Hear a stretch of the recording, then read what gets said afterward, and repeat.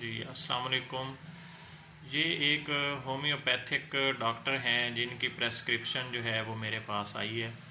انہوں نے اپنی جو ہومیوپیتھک کی ڈگریز ہیں وہ اس میں مینشن کی ہوئی ہیں اور کانٹیکٹ نمبر اور اوقات کار بھی اپنے لکھے ہوئے ہیں۔ تو ہمارے جو ادارے ہیں وہ تو اس کو نوٹ کریں گے یا ان کے خلاف ایکشن لیں گے، مگر عوام کی آگاہی کے لیے کہ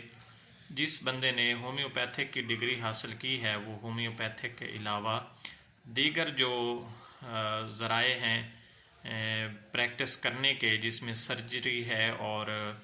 ایلوپیتھی ہے اور حکمت ہے، وہ اس ڈومین میں جا کے کام نہیں کر سکتے۔